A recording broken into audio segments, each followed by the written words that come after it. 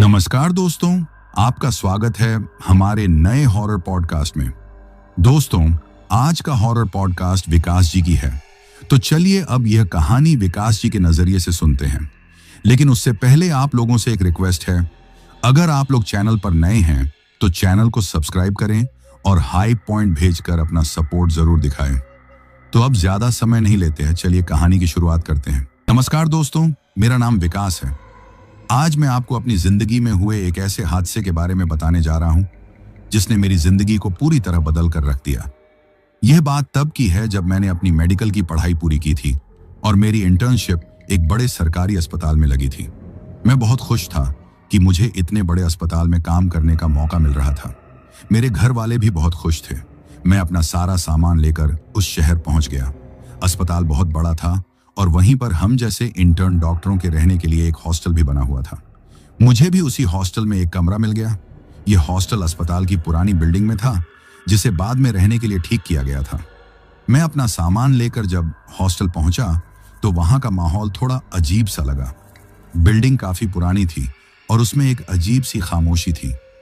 खैर, मैं सीढ़ियां चढ़कर तीसरी मंजिल पर पहुंचा, जहां मुझे कमरा नंबर 304 मिला था। मैंने दरवाजा खटखटाया तो एक लड़के ने दरवाजा खोला। उसका नाम मोहन था। कमरे में एक और लड़का था जिसका नाम सोहन था। वो दोनों भी मेरी तरह इंटर्न डॉक्टर थे। हम तीनों ने एक दूसरे से जान पहचान की। कमरा ठीक ठाक था, बस थोड़ा पुराना लग रहा था। मैंने अपना सामान एक कोने में रखा और थोड़ा आराम करने लगा। मोहन और सोहन काफी मिलनसार थे। हम लोग जल्दी ही घुल मिल गए। शाम को हम लोग मेस में खाना खाने गए। वापस आकर हम अपने कमरे में बैठकर बातें कर रहे थे। मैंने मोहन से पूछा कि यह हॉस्टल इतना अजीब और शांत क्यों है। मेरी बात सुनकर मोहन और सोहन एक दूसरे की तरफ देखने लगे। फिर मोहन धीरे से बोला कि विकास, इस फ्लोर पर सब कुछ ठीक नहीं है। मैंने कहा, मतलब? तो वो बोला कि यहाँ इस फ्लोर पर एक कमरा है, कमरा नंबर 313, जो कई सालों से बंद पड़ा है। कहते हैं कि वो कमरा शापित है। यह सुनकर मुझे थोड़ी हैरानी हुई। मैं तो विज्ञान का छात्र था। मैं इन भूत प्रेत की बातों पर यकीन नहीं करता था। मैंने हंसते हुए कहा कि तुम लोग भी कैसी बातें कर रहे हो, आज के जमाने में भी भूत प्रेत।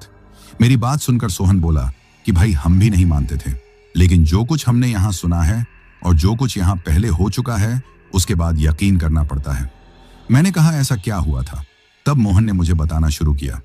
उसने बताया कि आज से लगभग 1 साल पहले अर्जुन नाम का एक लड़का इसी हॉस्टल में रहने आया था। वो भी हमारी तरह इंटर्न था। उसे कमरा नंबर 315 मिला था, जो कि 313 के पास ही था। अर्जुन बहुत बिंदास और बेखौफ किस्म का लड़का था। उसे भी लोगों ने 313 नंबर कमरे के बारे में बताया था कि वह हॉन्टेड है, लेकिन वो इन बातों को अंधविश्वास कहता था। वो अक्सर कहता था कि जिस दिन मुझे भूत मिल गया मैं उसके साथ सेल्फी लूंगा। एक रात हॉस्टल के कुछ लड़कों ने शराब पी रखी थी।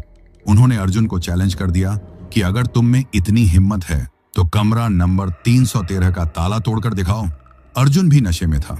उसने चैलेंज मान लिया। वो गया और उसने 313 नंबर कमरे का ताला तोड़ने की कोशिश की, लेकिन ताला बहुत मजबूत था, वो नहीं टूटा।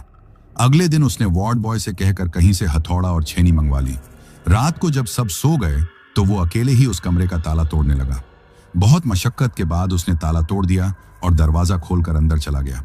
उसके बाद पता नहीं अंदर क्या हुआ। बस थोड़ी देर बाद उसके भयानक तरीके से चिल्लाने की आवाजें आने लगी।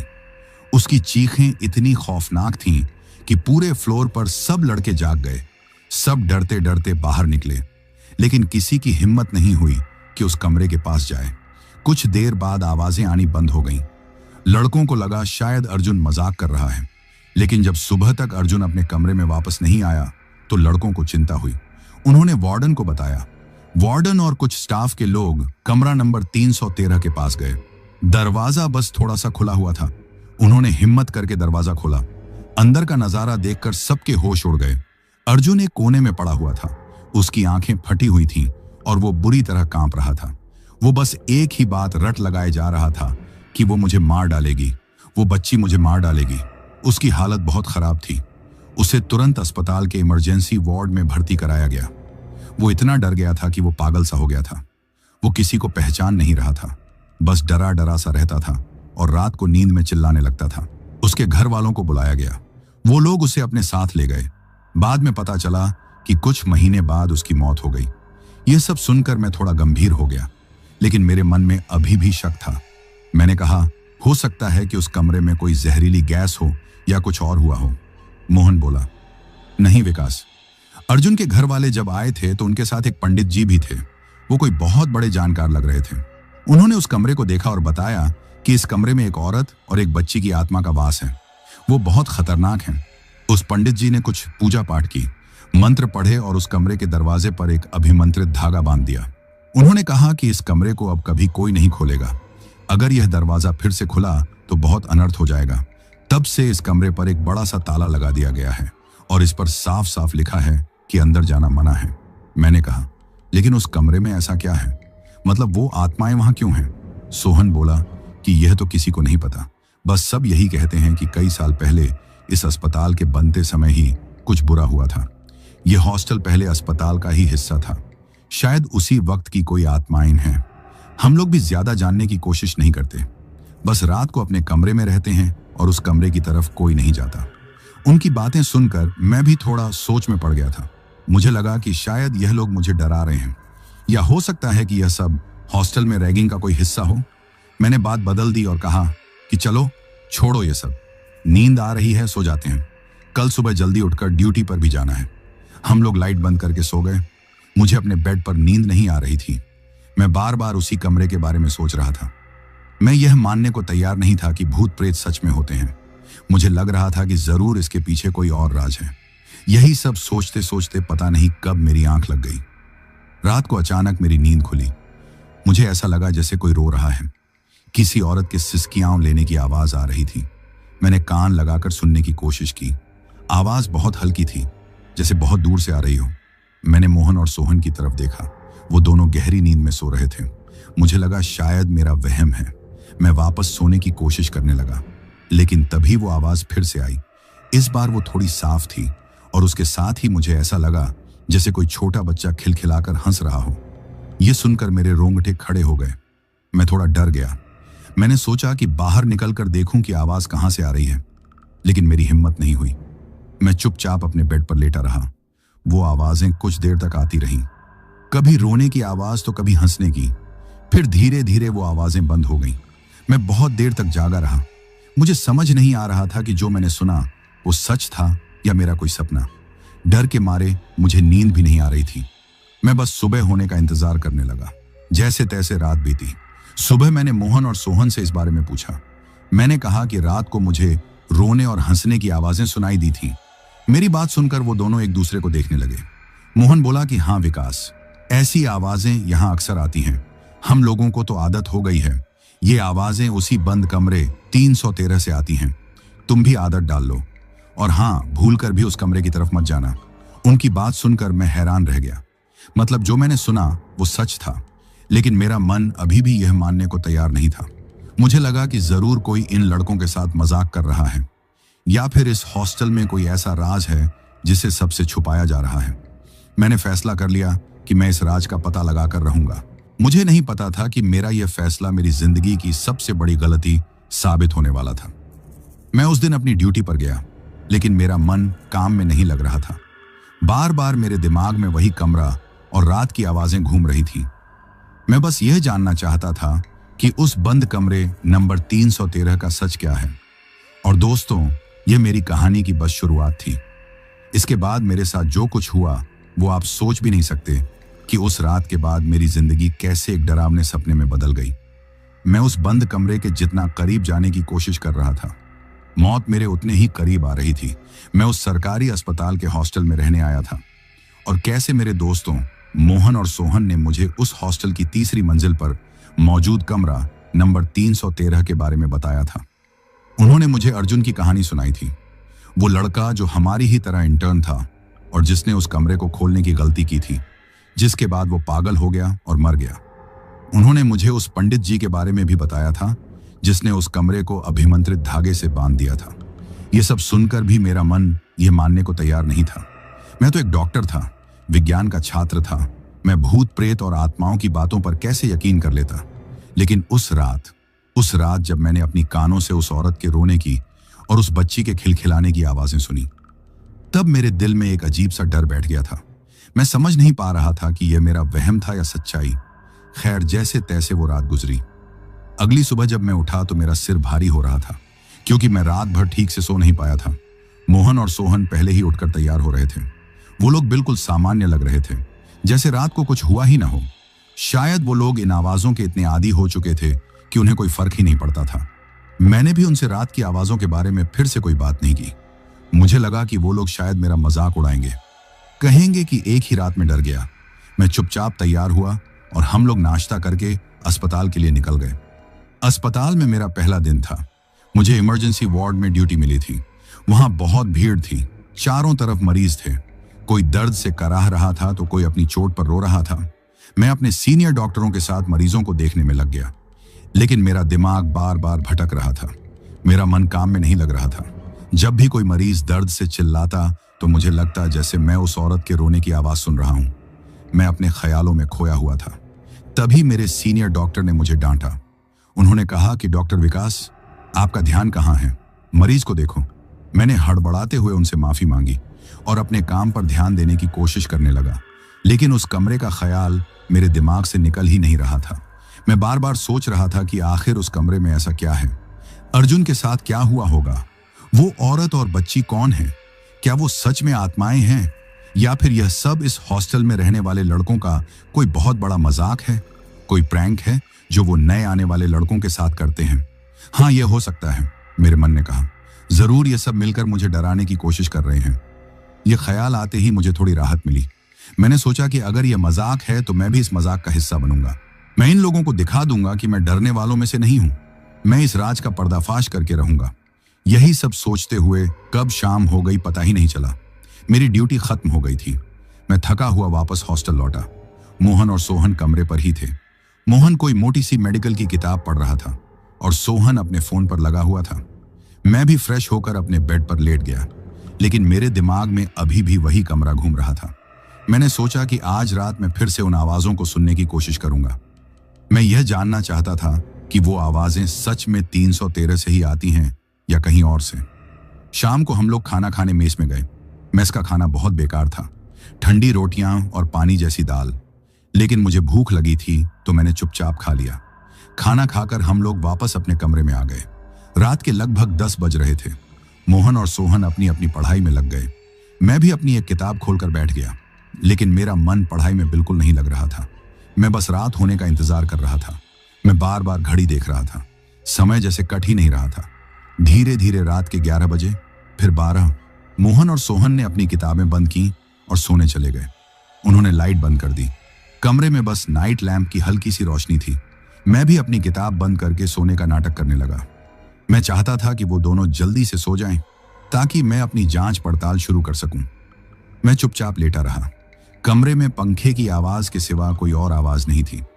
मुझे मोहन और सोहन के गहरी सांसें लेने की आवाज आ रही थी। मुझे यकीन हो गया कि वो दोनों सो चुके हैं। मैं थोड़ी देर और इंतजार करता रहा। लगभग 1 बजे होंगे। मैं धीरे से अपने बेड से उठा। मैंने पूरी कोशिश की कि जरा भी आवाज ना हो।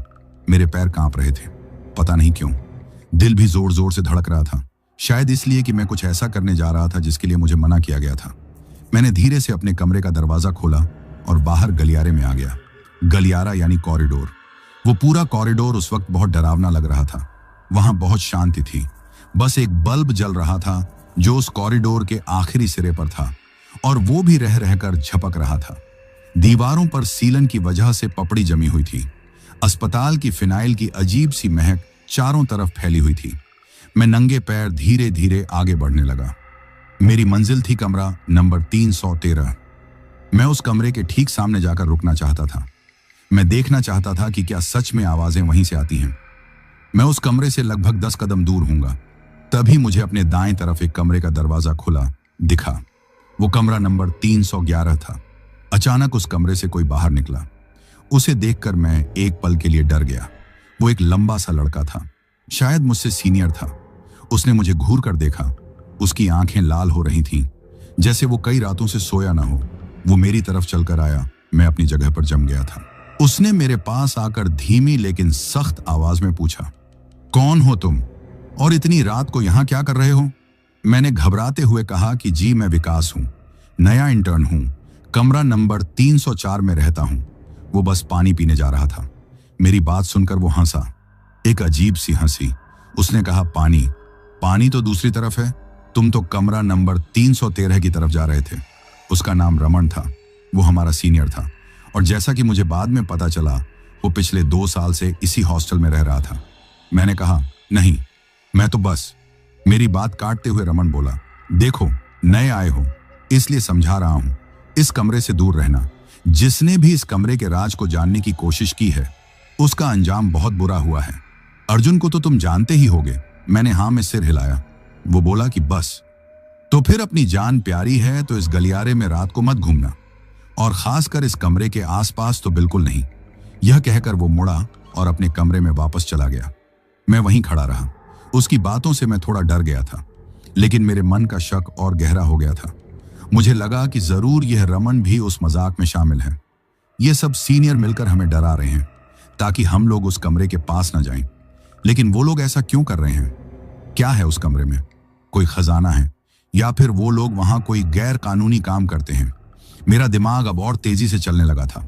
मैं वापस अपने कमरे में जाने के लिए मुड़ा।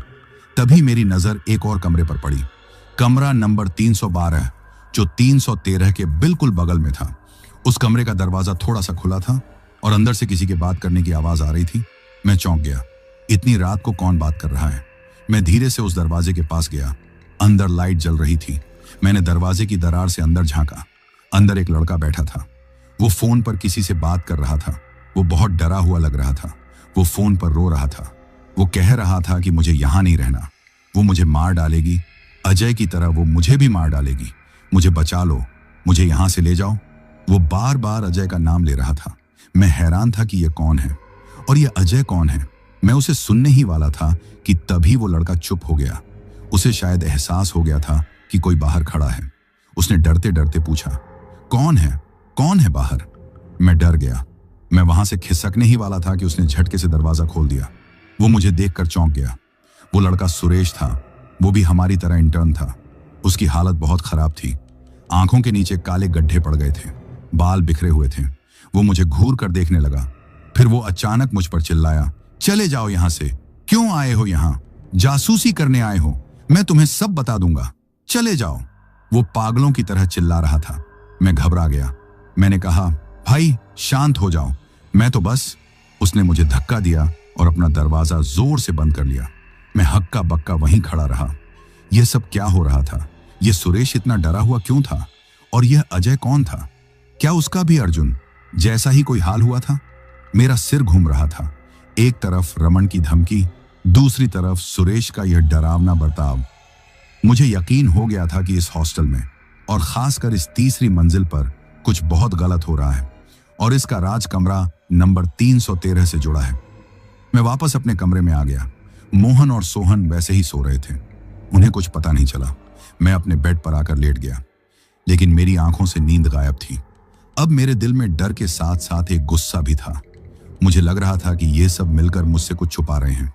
मैंने फैसला कर लिया कि मैं अब इस राज को जानकर रहूंगा, चाहे इसके लिए मुझे कुछ भी करना पड़े। मैंने एक प्लान बनाया। मैंने सोचा कि मैं कमरा नंबर 313 पर सीधी नजर नहीं रख सकता। रमन और बाकी के सीनियर मुझे देख लेंगे। मुझे कोई ऐसी जगह चाहिए थी जहां से मैं उस कमरे पर नजर रख सकूं और किसी को पता भी ना चले। तभी मुझे एक बात याद आई। मोहन ने बताया था कि अर्जुन कमरा नंबर 315 में रहता था, जो 313 के पास ही था। मैंने सोचा कि अगर मैं उस कमरे के अंदर जा सकूं तो वो कमरा तो अर्जुन के जाने के बाद से खाली ही पड़ा होगा। मैंने फैसला किया कि मैं कल उस कमरे में जाने की कोशिश करूंगा। मैं पता लगाऊंगा कि उस कमरे की चाबी कहां है, या फिर उसका ताला कैसे टूटेगा। यह सोचते सोचते मेरी आंखों में एक जुनून सा आ गया था। मैं उस खतरे की तरफ बढ़ रहा था जिसकी मुझे कोई कल्पना भी नहीं थी। मुझे नहीं पता था कि मैं जिस राज को खोलने जा रहा हूं, वो राज मेरी जिंदगी को हमेशा के लिए बदल देगा। रात के 2 बज चुके थे। मैं अपने बेड पर लेटा हुआ ही था। तभी वो आवाजें फिर से शुरू हो गईं। वही औरत के रोने की आवाज, वही बच्ची के हंसने की आवाज। लेकिन इस बार वो आवाजें बहुत साफ थीं, जैसे वो कमरा नंबर 313 से नहीं, बल्कि हमारे कमरे के दरवाजे के ठीक बाहर से आ रही हूं। मैं डर के मारे जम गया। मेरी सांसें रुक गईं। मैं बस अपनी आंखें बंद करके लेटा रहा और भगवान से प्रार्थना करने लगा। मुझे ऐसा लगा जैसे कोई हमारे कमरे का दरवाजा खोलने की कोशिश कर रहा है। दरवाजे का हैंडल धीरे धीरे घूम रहा था। मैं अपनी आंखों से यह सब देख रहा था।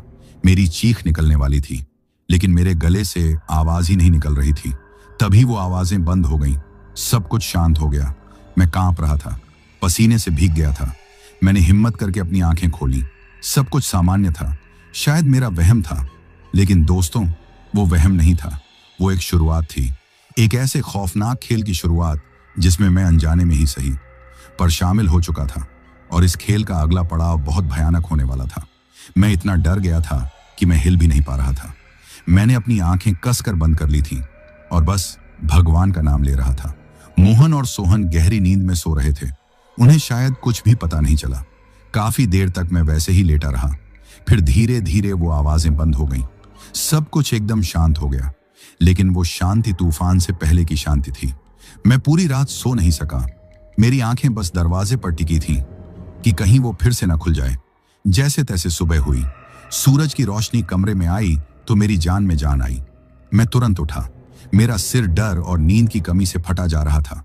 मोहन और सोहन उठ चुके थे। वो लोग मुझे देखकर हैरान थे। मोहन ने पूछा कि क्या हुआ विकास, तुम्हारी तबीयत ठीक नहीं है क्या? चेहरा इतना उतरा हुआ क्यों है? मैंने उनसे पूछा कि क्या तुम लोगों ने रात को कोई आवाज सुनी मेरे दरवाजे के ठीक बाहर? मोहन और सोहन ने एक दूसरे को देखा। फिर सोहन हंसकर बोला कि यार विकास, लगता है तुम सच में डर गए हो। मैंने कहा कि मैं मजाक नहीं कर रहा हूं। वो आवाजें बिल्कुल बाहर थीं।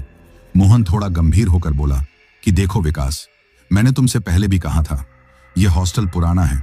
यहां रात को ऐसी वैसी आवाजें आती रहती हैं, कभी पानी के पाइप की, कभी हवा की। तुम शायद ज्यादा सोच रहे हो। मुझे उनकी बातों पर गुस्सा आ गया। वो लोग मेरी बात को समझ ही नहीं रहे थे, या शायद समझना नहीं चाहते थे। मैंने फैसला किया कि मैं अब इन लोगों से कुछ नहीं कहूंगा। जो करना है मुझे अकेले ही करना है। मैं तैयार होकर अस्पताल चला गया, लेकिन मेरा मन काम में बिल्कुल नहीं लग रहा था। मेरे दिमाग में बस सुरेश की बातें घूम रही थीं। वही लड़का जो कमरा नंबर 312 में रहता था और रात को फोन पर रो रहा था।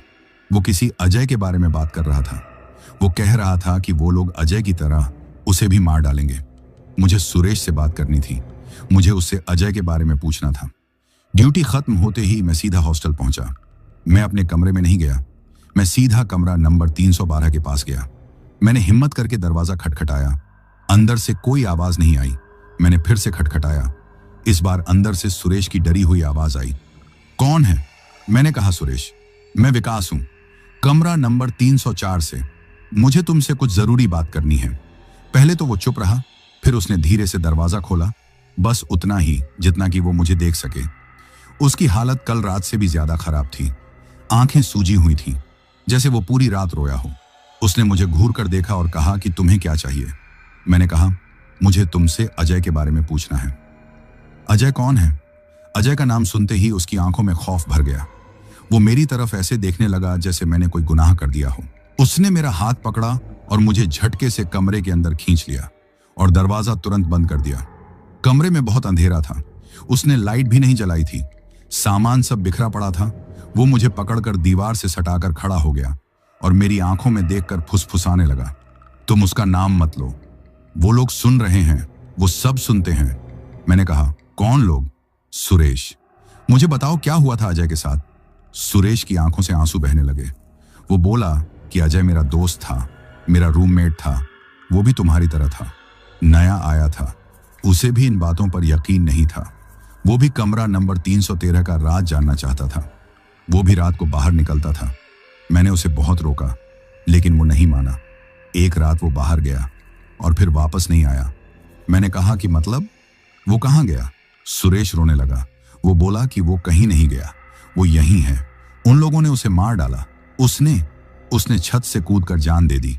ये सुनकर मेरे पैरों तले जमीन खिसक गई। मतलब अजय ने आत्महत्या कर ली थी। क्यों? सुरेश बोला कि वो आत्माएं, वो औरत और वो बच्ची, वो उसके पीछे पड़ गई थी। वो उसे रात भर परेशान करती थी। वो उसे डराती थी। वो उसे कहती थी कि वो उसे भी अपने साथ ले जाएंगी। अजय पागल हो गया था। वो डर गया था और एक रात उसने यह सब खत्म कर दिया। ये सब सुनकर मैं कांप रहा था। ये मजाक नहीं था, ये कोई प्रैंक नहीं था, ये सब सच था। अर्जुन, अजय, अगला नंबर मेरा था। सुरेश ने मुझे झिझोड़ते हुए कहा, अब वो तुम्हारे पीछे हैं विकास। मैंने तुम्हें देख लिया है। वो तुम्हें भी नहीं छोड़ेंगी। चले जाओ यहां से, मेरी जान छोड़ दो। वो पागलों की तरह मुझ पर चिल्लाने लगा। उसने मुझे धक्का दिया और कमरे से बाहर निकाल दिया और दरवाजा अंदर से बंद कर लिया। मैं गलियारे में खड़ा कांप रहा था। मेरा दिमाग सुन्न हो गया था। मुझे समझ नहीं आ रहा था कि मैं क्या करूं। क्या मैं यह हॉस्टल छोड़कर भाग जाऊं? हाँ, यही सही रहेगा। मैं अपना सामान पैक करूंगा और यहां से चला जाऊंगा। मैं वापस अपने कमरे की तरफ मुड़ा। तभी मेरी नजर रमन पर पड़ी, वही सीनियर जो मुझे उस रात मिला था। वो गलियारे के आखिर में खड़ा मुझे ही घूर रहा था। वो कब से वहां खड़ा था मुझे नहीं पता। उसने मुझे सुरेश के कमरे से निकलते हुए देख लिया था। वो मेरी तरफ देखकर बस मुस्कुराया, एक बहुत ही खौफनाक मुस्कान, जैसे वो कह रहा हो कि अब तुम फंस चुके हो। उसकी मुस्कान देखकर मेरा डर गुस्से में बदल गया। ये सब लोग, ये रमन, ये सब जानते हैं। ये सब जानते थे कि अजय के साथ क्या हुआ। फिर भी इन लोगों ने किसी को कुछ नहीं बताया। इन लोगों ने उसे मरने दिया और अब यह लोग मुझे भी मरने देंगे। नहीं, मैं ऐसा नहीं होने दूंगा। मैं यहां से भागूंगा नहीं। मैं पता लगाऊंगा कि यह सब क्या है। मैं अजय और अर्जुन की मौत का बदला लूंगा। मेरे दिमाग में एक ही बात चल रही थी, कमरा नंबर 315, अर्जुन का कमरा। मुझे वहां जाना ही होगा।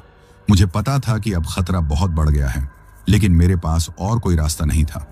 मैं धीरे धीरे कमरा नंबर 315 की तरफ बढ़ा। रमन अभी भी वहीं खड़ा मुझे देख रहा था। मैंने उसकी परवाह नहीं की। मैं 315 के दरवाजे पर पहुंचा। दरवाजे पर एक छोटा सा ताला लगा था, लेकिन वो बस अटका हुआ था, बंद नहीं था। शायद अर्जुन के जाने के बाद किसी ने उस कमरे पर ध्यान ही नहीं दिया था। मैंने कांपते हाथों से ताला हटाया, दरवाजे को धीरे से धक्का दिया। एक अजीब सी चरमराहट की आवाज आई और दरवाजा खुल गया। अंदर घुप अंधेरा था और एक अजीब सी सड़ी हुई बदबू आ रही थी। मैंने अपने मोबाइल की टॉर्च जलाई। कमरा धूल से अटा पड़ा था। अर्जुन का कुछ सामान अभी भी वहां था। उसकी किताबें, उसके कपड़े, सब बिखरे पड़े थे। ऐसा लग रहा था जैसे वो बहुत जल्दी में यहां से गया हो। मैं धीरे धीरे अंदर गया। मैं उस खिड़की को ढूंढ रहा था जहां से 313 पर नजर रखी जा सके, लेकिन वो कमरा गलियारे की दूसरी तरफ था। वहां से 313 का दरवाजा नहीं दिखता था। मैं निराश हो गया। तभी मेरी नजर एक दीवार पर पड़ी, बिस्तर के ठीक पीछे। दीवार पर किसी ने कोयले से कुछ लिखा था। वो अर्जुन की लिखाई थी। मैंने टॉर्च उस पर मारी। जो लिखा था उसे पढ़कर मेरे रोंगटे खड़े हो गए। दीवार पर लिखा था, वो बच्ची, वो बस खेलना चाहती है। और उसके नीचे लिखा था, मुझे माफ कर दो अजय। मतलब अर्जुन अजय को जानता था। क्या वो दोनों दोस्त थे? क्या उन दोनों ने मिलकर 313 को खोलने की कोशिश की थी? मैं अभी यह सब सोच ही रहा था कि तभी मेरे पीछे कमरा नंबर 315 का दरवाजा, जो मैंने खुला छोड़ा था, वो एक तेज चरमराहट की आवाज के साथ अपने आप बंद हो गया। मैं डर के मारे चीख पड़ा। मैंने भागकर दरवाजा खोलने की कोशिश की, लेकिन वो बंद था। वो बाहर से बंद नहीं हुआ था, वो अंदर से जाम हो गया था। मैं उस अंधेरे, सड़े हुए कमरे में अकेला फंस गया था। और तब मुझे वो आवाज सुनाई दी, मेरे ठीक पीछे से, किसी छोटे बच्चे के हंसने की खिलखिलाती हुई आवाज। मेरे रोंगटे खड़े हो गए थे।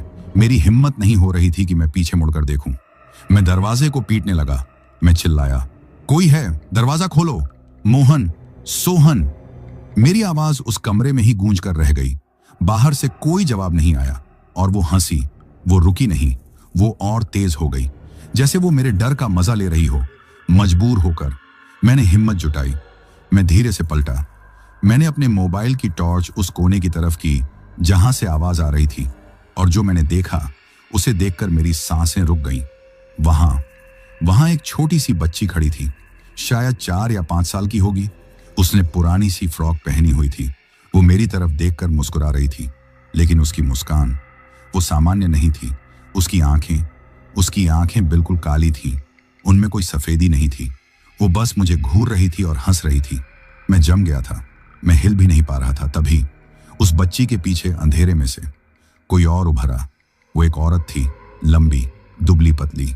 उसने शायद साड़ी पहन रखी थी। उसके बाल उसके चेहरे पर बिखरे हुए थे और वो रो रही थी।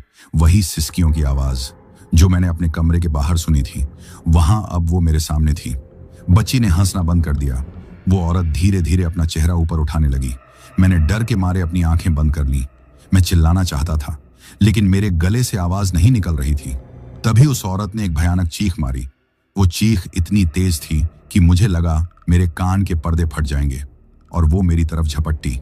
मैं बस गिरने ही वाला था कि तभी एक जोरदार झटके के साथ कमरा नंबर 315 का दरवाजा खुला। किसी ने मुझे कॉलर से पकड़ा और बाहर खींच लिया। मैं गलियारे की ठंडी फर्श पर गिर पड़ा। मैं हाँफ रहा था। मैंने ऊपर देखा। वो रमन था, वही सीनियर। वो दरवाजे पर खड़ा था और उस अंधेरे कमरे के अंदर घूर रहा था। कमरे के अंदर अब कोई नहीं था, बिल्कुल सन्नाटा था। रमन ने मेरी तरफ देखा। उसकी आंखों में गुस्सा था, लेकिन गुस्से के साथ साथ एक अजीब सा डर भी था। वो मेरी तरफ झुका और बोला, कहा था ना तुझसे, दूर रह इस सब से, लेकिन तुझे तो हीरो बनना था। अब देख लिया, अब वो तुझे देख चुकी हैं।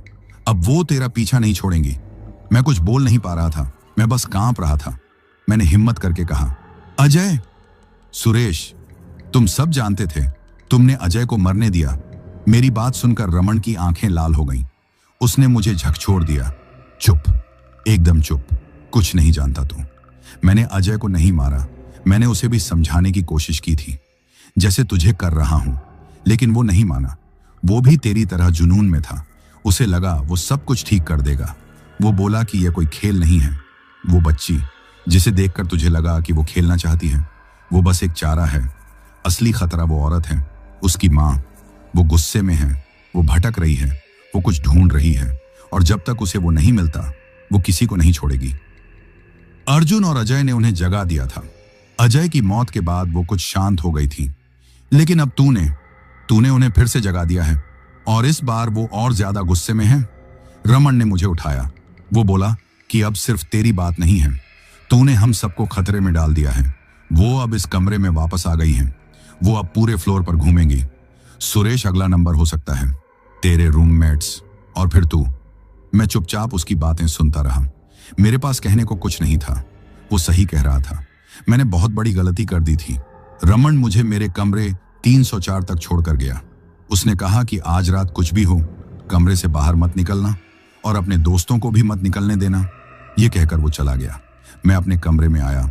मोहन और सोहन सो रहे थे, या शायद सोने का नाटक कर रहे थे, मुझे नहीं पता। मैं अपने बेड पर जाकर बैठ गया। मेरा पूरा शरीर कांप रहा था। मैं यहाँ एक पल भी नहीं रुकना चाहता था। मैंने फैसला कर लिया, मैं कल सुबह होते ही ये हॉस्टल छोड़ दूंगा। मैं अपनी जान बचाकर यहाँ से भाग जाऊंगा। मैं अपना बैग पैक करने के लिए उठा, तभी मेरा फोन बजा। मैंने फोन देखा। मेरे बड़े भाई राजीव भाई का फोन था। मैंने कांपते हाथों से फोन उठाया। हेलो। उधर से भाई की हंसती हुई आवाज आई। अरे विक, कैसा है? आवाज को क्या हुआ? डर गया क्या? मैं कुछ बोल पाता उससे पहले ही भाई बोला, सुन, मैं कल तेरे शहर आ रहा हूं, एक काम से। मेरे साथ मेरा दोस्त लोकेश भी है। सोचा तुझसे मिलता चलूं। हम लोग कल शाम तक पहुंचेंगे और रात तेरे उसी हॉरियस हॉस्टल में रुकेंगे। देखते हैं हमें भी कोई भूत मिलता है क्या। यह सुनकर मेरे होश उड़ गए। मैंने कहा, नहीं भाई, आप यहां मत आओ। यहां सब ठीक नहीं है। मेरी बात सुनकर भाई जोर से हंसा। बोला कि अरे, लगता है तू सच में डर गया। चल कोई नहीं, हम आ रहे हैं। हमारा डर भी भगा देंगे और तेरा भी। चल कल मिलते हैं। यह कहकर भाई ने फोन काट दिया। मैं फोन हाथ में लिए वहीं खड़ा रह गया। नहीं, वो लोग यहां नहीं आ सकते। मैं उन्हें यहां नहीं आने दे सकता। मैं उन्हें कैसे रोकूं? मैं क्या करूं? मैं इस खौफनाक जगह पर अपने भाई को नहीं मरने दे सकता। मैं कमरे में पागलों की तरह टहलने लगा। मुझे उन्हें रोकना ही होगा। मैं यही सब सोच रहा था। तभी मुझे वो आवाज फिर से सुनाई दी। गलियारे से नहीं, मेरे कमरे के बंद दरवाजे के ठीक बाहर से। लेकिन इस बार वो रोने या हंसने की आवाज नहीं थी। वो एक फुसफुसाहट थी, एक बहुत ठंडी, खौफनाक आवाज, जैसे कोई मेरे कान के पास बोल रहा हो। और वो आवाज, वो एक नाम ले रही थी, बार बार एक ही नाम। वो कह रही थी, विकास, विकास, विकास। वो आवाज, वो ठंडी बेजान आवाज मेरे कमरे के अंदर ही थी। मैं जम गया था। मेरी हिम्मत नहीं हो रही थी कि मैं हिलूं या अपनी आंखें घुमाकर देखूं। वो आवाज मेरे बिस्तर के पास से नहीं, मेरे सिर के ठीक पीछे से आ रही थी, जैसे कोई मेरे पीछे खड़ा मेरे बालों में अपनी सांसें छोड़ रहा हो। मैंने अपनी आंखें कसकर बंद कर ली। मैं बस यही प्रार्थना कर रहा था कि यह सब एक बुरा सपना हो। मैंने हिम्मत करके अपने रूममेट्स की तरफ देखा। मोहन और सोहन, वो दोनों अपने बिस्तर पर शांत सो रहे थे। उन्हें कुछ भी सुनाई नहीं दे रहा था, उन्हें कुछ भी महसूस नहीं हो रहा था। मैं इस खौफ में अकेला था। तभी वो फुसफुसाहट बंद हो गई, एकदम सन्नाटा। लेकिन यह सन्नाटा उस आवाज से भी ज्यादा डरावना था। मेरा दिल इतनी जोर से धड़क रहा था कि मुझे लगा कि वो मेरी छाती तोड़कर बाहर आ जाएगा। तभी मेरा ध्यान अपने भाई की कॉल पर गया। राजीव भाई, वो कल यहां आ रहे थे, मेरे इस शापित हॉस्टल में। नहीं, मुझे उन्हें रोकना होगा, मैं उन्हें इस नर्क में नहीं आने दे सकता। मैंने कांपते हाथों से अपने भाई का नंबर फिर से मिलाया। फोन की घंटी जा रही थी, लेकिन कोई उठा नहीं रहा था। मैंने फिर से कॉल किया, फिर से, लेकिन कोई जवाब नहीं आया। शायद वो सो गए थे, या शायद अब मेरे फोन से किसी का फोन मिलने वाला ही नहीं था। मैं पागलों की तरह कमरे में टहलने लगा। मैं यहां से भाग नहीं सकता, मैं अपने भाई को यहां मरने के लिए नहीं बुला सकता। मुझे कुछ करना होगा, लेकिन क्या? तभी मुझे रमन का ख्याल आया। वही सीनियर, उसने मुझे बचाया था, वो इन सब के बारे में जानता था, वही मेरी मदद कर सकता था। मैंने यह भी नहीं सोचा कि रात के कितने बजे हैं। मैंने धीरे से अपने कमरे का दरवाजा खोला और बाहर गलियारे में निकल आया। वही डरावना गलियारा, वही झपकती हुई लाइट। लेकिन अब मेरा डर थोड़ा कम हो गया था, क्योंकि अब बात मेरी जान से बढ़कर मेरे भाई की जान पर आ गई थी। मैं तेज कदमों से रमन के कमरा नंबर 311 की तरफ बढ़ा। मैंने उसका दरवाजा खटखटाया, कोई जवाब नहीं आया। मैंने फिर से खटखटाया, थोड़ा जोर से। दरवाजा खुला। रमन सामने खड़ा था। उसकी हालत मुझसे भी ज्यादा खराब थी। वो पसीने में भीगा हुआ था और उसके हाथ में लकड़ी का एक छोटा सा क्रॉस था, जो शायद वो किसी क्रिश्चियन मरीज के पास से लाया होगा। वो मुझे देखकर चौंक गया, फिर गुस्से में बोला, तुझे मना किया था ना कमरे से बाहर निकलने के लिए, मरने का इतना शौक है क्या? मैंने कहा, रमन मेरी बात सुनो, मेरा भाई कल यहाँ आ रहा है, वो यहीं हॉस्टल में रुकने वाला है। मेरी बात सुनकर रमन का चेहरा सफेद पड़ गया। उसने कहा कि क्या पागल है क्या तू? उसे रोक, उसे किसी भी हालत में यहां आने से रोक। मैंने कहा कि मैं कोशिश कर रहा हूं, लेकिन उसका फोन नहीं लग रहा है। रमन ने अपना माथा पकड़ लिया। वो बोला कि तुझे अंदाजा भी है कि तूने क्या कर दिया है। वो आत्माएं, वो अब जाग चुकी हैं, वो अब किसी को नहीं छोड़ेंगी, और अब एक और नया शिकार खुद चलकर यहां आ रहा है। हम सब मारे जाएंगे। मैंने कहा कि रमन, हमें कुछ करना होगा, हम ऐसे ही हाथ पर हाथ रखकर नहीं बैठ सकते। हमें पता लगाना होगा कि वो चाहती क्या है। वो औरत, वो बच्ची, वो यहां क्यों है? रमन ने मेरी तरफ देखा। उसकी आंखों में एक अजीब सी लाचारी थी। वो बोला कि मैं 2 साल से यही जानने की कोशिश कर रहा हूं, जब से अजय मरा है, लेकिन मुझे कुछ पता नहीं चला। बस इतना पता है कि यह सब इस हॉस्टल के बनने के वक्त से शुरू हुआ था। मैंने कहा, तो चलो पता करते हैं। कोई तो होगा जो इस अस्पताल के इतिहास के बारे में जानता हो, कोई पुराना कर्मचारी, कोई रात का चौकीदार। रमन कुछ सोचने लगा, फिर वो बोला कि हाँ, एक है, हरिया काका। वो यहाँ रात का चौकीदार है। कहते हैं कि वो तब से यहाँ काम कर रहा है जब यह अस्पताल बना भी नहीं था। वो शायद कुछ जानता हो। चलो, हम दोनों गलियारे में भागे। डर अब भी लग रहा था। हर कोने से लगता था कि वही औरत निकल कर आ जाएगी। हर आहट पर लगता था कि वो बच्ची हंस रही है। लेकिन हम रुके नहीं। हम भागते हुए नीचे ग्राउंड फ्लोर पर आए। अस्पताल का मेन गेट रात को बंद हो जाता था। हरिया काका वहीं गेट के पास अपनी छोटी सी कोठरी में रहता था। हमने उसकी कोठरी का दरवाजा खटखटाया। अंदर से एक बूढ़ी सी आवाज आई, कौन है रे इस वक्त? रमन बोला, काका मैं हूं रमन, तीसरी मंजिल से। दरवाजा खोलो, जरूरी काम है। थोड़ी देर बाद दरवाजा खुला। एक बुजुर्ग सा आदमी सफेद दाढ़ी और झुर्रियों वाले चेहरे के साथ बाहर निकला। वो हरिया काका था। उसने हमें घूर कर देखा, फिर बोला कि तुम दोनों इतनी रात को, और तुम दोनों इतने डरे हुए क्यों हो? क्या उसने फिर से किसी को? काका अपनी बात पूरी कर पाता उससे पहले ही रमन ने पूछ लिया, काका कमरा नंबर 313, तीसरी मंजिल, हमें सब सच बताओ, वहां क्या हुआ था? वो औरत और बच्ची कौन है? हरिया काका का नाम सुनते ही उसका चेहरा बदल गया, जैसे हमने कोई पुराना जख्म कुरेद दिया हो। वो डर गया। वो बोला कि नहीं, मुझे कुछ नहीं पता, तुम लोग जाओ यहां से। वो हमें धकेलने लगा, लेकिन रमन ने उसके हाथ पकड़ लिए। काका, आज बात हमारी जान पर बन आई है। वो आत्माएं फिर से जाग गई हैं, और अगर आज आपने सच नहीं बताया तो कल सुबह आपको हमारी लाशें मिलेंगी। प्लीज काका बताओ। हरिया काका हमें देखता रहा। उसकी बूढ़ी आंखों में आंसू आ गए। वो वहीं जमीन पर बैठ गया और रोने लगा। वो बोला कि मैंने उन लोगों से कहा था कि ऐसा मत करो, पाप लगेगा, लेकिन वो नहीं माने। पैसे के लालच में उन जालिमों ने। रमन ने कहा कि किसने काका, क्या हुआ था? तब हरिया काका ने जो बताया, उसे सुनकर हमारे पैरों तले जमीन खिसक गई। काका ने बताया कि यह बात तब की है जब यह अस्पताल बन रहा था। आज से कोई 10-12 साल पहले यहां बहुत सारे मजदूर काम करते थे। उन्हीं में एक मजदूर था, बहुत मेहनती और ईमानदार। ठेकेदार ने उसे काम के दौरान रहने के लिए वही कमरा दिया था जो आज 313 है। वो मजदूर वहां अपनी पत्नी और अपनी 4 साल की छोटी सी बेटी के साथ रहता था। वो अपनी बेटी से बहुत प्यार करता था। सब ठीक चल रहा था, लेकिन फिर ठेकेदार, जो बहुत बेईमान था, उसने घपला किया, सीमेंट और सरिये के पैसे खा गया। उस मजदूर को यह बात पता चल गई। उसने कहा कि वो मालिक से, यानी अस्पताल के मालिक से इसकी शिकायत करेगा। ठेकेदार ने उसे बहुत धमकाया, लेकिन वो नहीं माना। और फिर अगली सुबह वो मजदूर, उसकी पत्नी और उसकी वो 4 साल की बेटी, तीनों उस कमरे में मरे हुए पाए गए।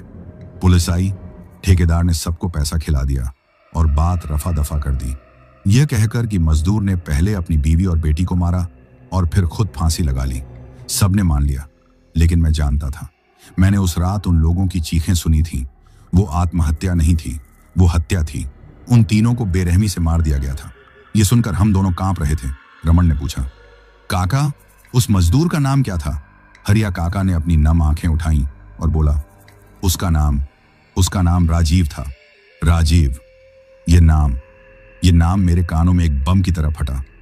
राजीव, मेरे भाई का नाम भी राजीव था। मुझे सब समझ में आ गया। वो आत्माएं, वो किसी को ढूंढ नहीं रही थी, वो किसी को बुला रही थी, वो पुकार रही थी, राजीव, राजीव। और मेरा भाई राजीव खुद चलकर उस मौत के मुंह में आ रहा था। मैं वहीं घुटनों के बल गिर पड़ा। मैं क्या करूं? तभी मेरी जेब में मेरा फोन वाइब्रेट हुआ। मैंने कांपते हाथों से फोन निकाला। मेरे भाई का मैसेज था, भाई स्टेशन पहुंच गया हूं, बस हॉस्टल के लिए निकल रहा हूं, लोकेश भी साथ है, आधे घंटे में पहुंचते हैं। और जैसे ही मैंने यह मैसेज पढ़ा, मुझे दूर से, हॉस्टल के गलियारे से वही फुसफुसाहट फिर से सुनाई दी। लेकिन इस बार वो सिर्फ मेरा नाम नहीं ले रही थी।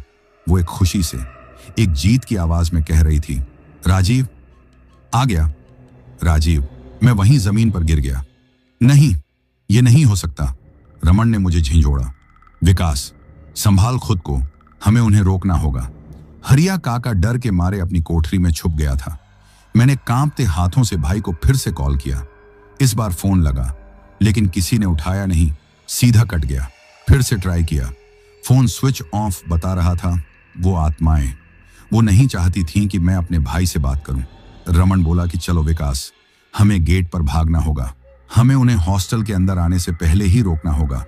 हम दोनों अपनी जान हथेली पर रखकर भागे वापस उस डरावने हॉस्टल के अंदर। हम सीढ़ियां चढ़कर तीसरी मंजिल से होते हुए नीचे मेन गेट की तरफ भाग रहे थे। पूरा हॉस्टल, वो इमारत जैसे जिंदा हो गई थी। हर तरफ से अजीब आवाजें आ रही थीं, पाइप बज रहे थे, दीवारों से खुरचने की आवाजें आ रही थीं, जैसे वो इमारत हमें पकड़ना चाहती हो। हम भागते हुए ग्राउंड फ्लोर पर पहुंचे। तभी हॉस्टल के मेन गेट के बाहर एक टैक्सी आकर रुकी। उसमें से 2 लोग उतरे, एक मेरा भाई राजीव और दूसरा उसका दोस्त लोकेश। वो दोनों हंस रहे थे, अपने बैग उठाकर हॉस्टल की तरफ बढ़ने लगे। मैं चीखा, नहीं भाई, मत आना, वापस चले जाओ। मेरी आवाज सुनकर राजीव और लोकेश चौंक गए। वो गेट पर ही रुक गए। राजीव ने मुझे घूर कर देखा। वो बोला कि क्या हुआ विक, पागल हो गया है क्या? ऐसे क्यों चिल्ला रहा है? और ये तेरे साथ कौन है? मैं और रमन भागकर उनके पास पहुंचे। मैंने भाई का हाथ पकड़ लिया। भाई प्लीज यहां से चले जाओ, ये जगह ठीक नहीं है। मेरी हालत देखकर राजीव थोड़ा परेशान हो गया, लेकिन लोकेश, वो हंसने लगा। वो बोला कि अरे राजीव, लगता है तेरे भाई की रैगिंग कुछ ज्यादा ही हो गई है। लगता है सीनियरों ने इसे डरा दिया है। क्यों विकास, भूत देख लिया क्या? वो मेरा मजाक उड़ा रहा था। रमन ने गुस्से में कहा कि चुप हो जाओ, तुम्हें अंदाजा भी नहीं है कि तुम मौत के मुंह में खड़े हो। लोकेश कुछ और बोलने ही वाला था, तभी हमारे पीछे हॉस्टल का वो भारी भरकम लोहे का मेन गेट एक जोरदार धमाके के साथ अपने आप बंद हो गया। हम सब चौंक गए। टैक्सी वाला, जो शायद पैसे लेने का इंतजार कर रहा था, यह देखकर इतना डरा कि उसने गाड़ी घुमाई और वहां से भाग गया। पूरे हॉस्टल की बत्तियां जो जल बुझ रही थी वो एक साथ बंद हो गईं। घुप अंधेरा छा गया। राजीव अब सच में डर गया था। उसने मेरा हाथ कसकर पकड़ लिया। वो बोला कि विकास, यह सब क्या है? लोकेश की भी बोलती बंद हो गई थी। रमन ने अपनी जेब से लाइटर निकाला।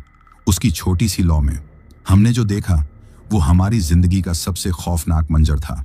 उस बंद गेट के ठीक सामने गलियारे के उस पार वो खड़ी थी, वही औरत, वही बिखरे बाल, वही सफेद साड़ी, और उसके पास उसकी छोटी सी बेटी। वो दोनों हमें ही घूर रही थी, खासकर मेरे भाई राजीव को। राजीव और लोकेश तो जैसे डर के मारे जम गए थे। उन्होंने अपनी जिंदगी में कभी ऐसा कुछ नहीं देखा था। वो औरत धीरे धीरे हमारी तरफ बढ़ने लगी। वो हवा में तैर रही थी और वो फुसफुसा रही थी, राजीव, मेरे राजीव को लाओ। कहाँ है मेरा राजीव? शायद वो मेरे भाई को देखकर पहचान गई थी कि यह वो राजीव नहीं है। यह वो राजीव नहीं है जिसकी वो सालों से इंतजार कर रही थी। यह कोई और है। और यह देखकर उसका चेहरा, जो पहले दुख में था, वो अब गुस्से से भर गया, जैसे हमने उसे धोखा दिया हो। वो एक भयानक चीख मारी। वो चीख वो पूरे हॉस्टल में गूंज उठी। लोकेश, जो सबसे ज्यादा बोल रहा था, वो डर के मारे शायद पागल सा हो गया। वो बोला कि यह सब झूठ है, तुम लोग मुझे डरा नहीं सकते। वो उनकी तरफ एक कदम बढ़ाया।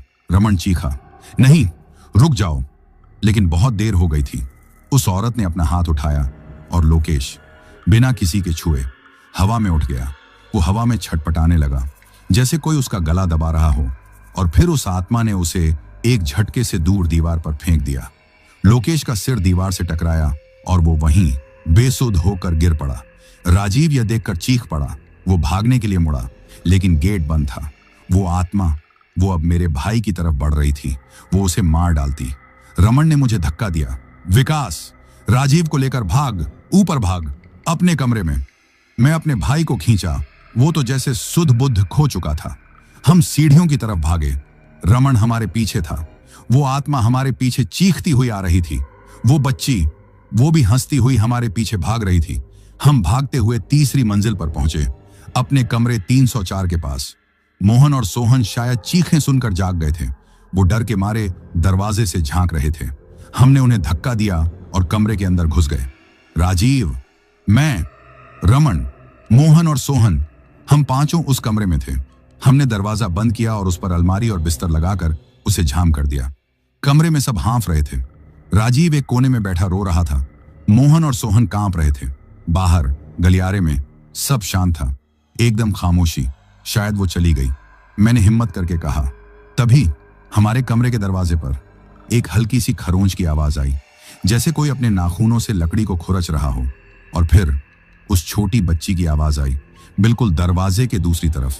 वो फुसफुसा रही थी, भैया दरवाजा खोलो ना, मुझे मेरा राजीव चाहिए। राजीव। ये सुनकर मेरा भाई राजीव, जो पहले ही डर से कांप रहा था, वो पागलों की तरह चीखने लगा। वो चिल्लाया, नहीं, मैं राजीव नहीं हूं, मुझे जाने दो, मुझे कुछ नहीं पता। हम सब उसे चुप कराने की कोशिश करने लगे। रमन ने उसका मुंह दबा दिया। चुप, अगर वो सुन लेगी कि तुम ही राजीव हो तो वो दरवाजा तोड़ देगी। लेकिन शायद बहुत देर हो चुकी थी। बाहर उस बच्ची की फुसफुसाहट बंद हो गई और उसकी जगह वही भयानक गुस्से से भरी चीख सुनाई दी।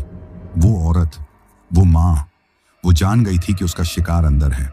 हमने जो अलमारी और बिस्तर दरवाजे पर लगाए थे वो बुरी तरह हिलने लगे, जैसे कोई बाहर से उन्हें तोड़ने की कोशिश कर रहा हो। दरवाजे की लकड़ी चरचराने लगी, उसमें दरारें पड़ने लगी। हम सब मिलकर दरवाजे को धक्का देकर रोकने की कोशिश करने लगे, लेकिन हमारी ताकत उस शैतानी ताकत के आगे कुछ भी नहीं थी। मोहन और सोहन रो रहे थे। वो कह रहे थे कि हम सब मारे जाएंगे। राजीव ने आंखें बंद कर ली थी। वो शायद बेहोश होने वाला था। रमन अपनी जेब से वो लकड़ी का क्रॉस निकालकर उसे दरवाजे से सटाकर कोई मंत्र पढ़ने लगा, लेकिन उस पर कोई असर नहीं हो रहा था।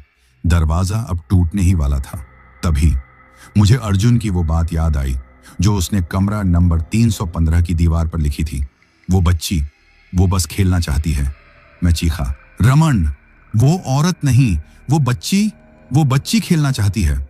रमन ने मेरी तरफ देखा। उसकी आंखों में कोई उम्मीद नहीं थी। वो बोला कि अब इन सब बातों का कोई फायदा नहीं। विकास, हम सब फंस चुके हैं।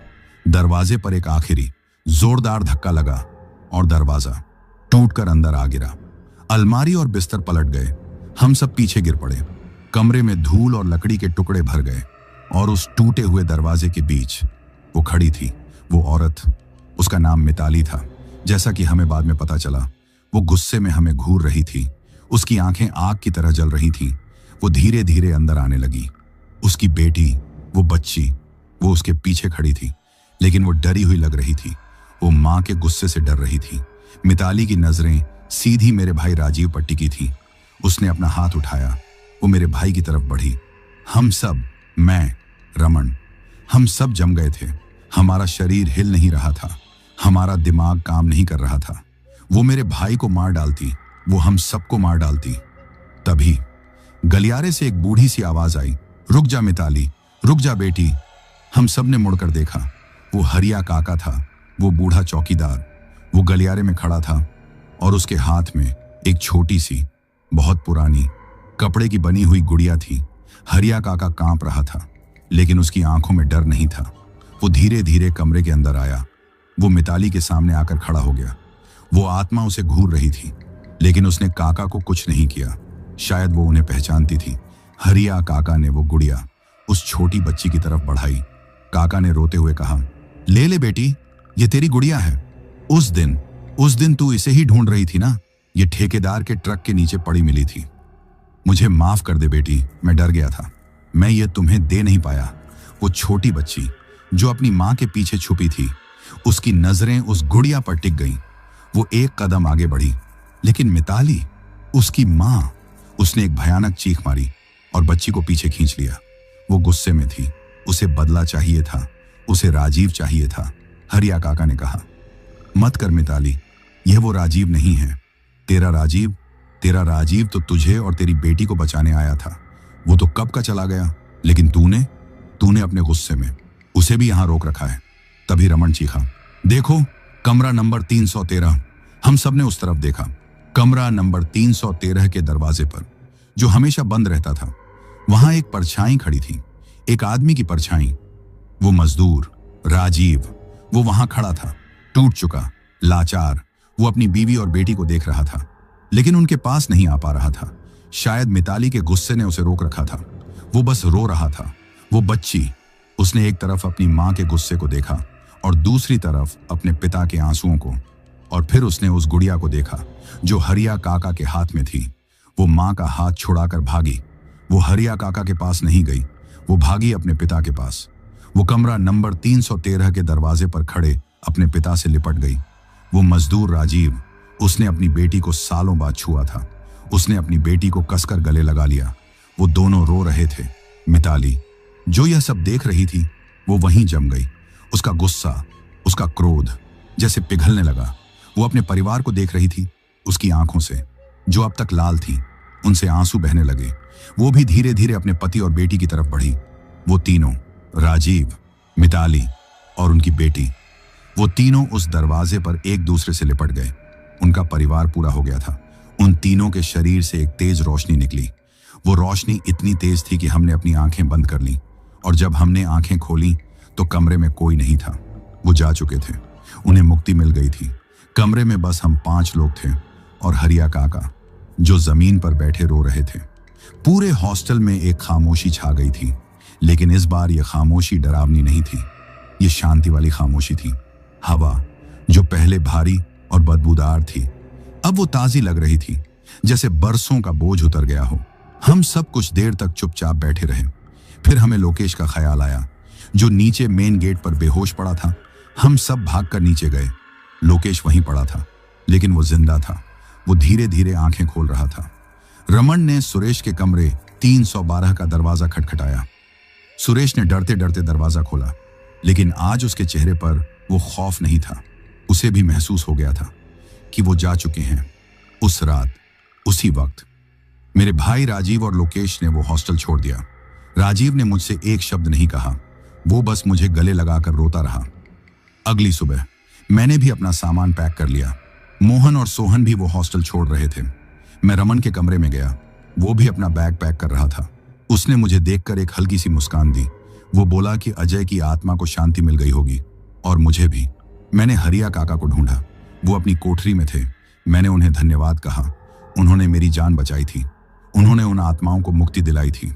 काका ने बस इतना कहा कि बेटा, कभी कभी जो दिखता है वो सच नहीं होता, और जो सच होता है वो दिखता नहीं। मैंने वो हॉस्टल, वो अस्पताल और वो शहर हमेशा के लिए छोड़ दिया। मैंने अपनी इंटर्नशिप किसी और शहर से पूरी की। आज मैं एक डॉक्टर हूं। मैं लोगों की जान बचाता हूं। मैं विज्ञान पर पूरा भरोसा करता हूं। लेकिन उस रात के बाद मैं यह भी मान गया हूं कि इस दुनिया में कुछ ऐसी भी ताकतें हैं जिन्हें विज्ञान नहीं समझा सकता, और उन ताकतों से दूर रहने में ही भलाई है।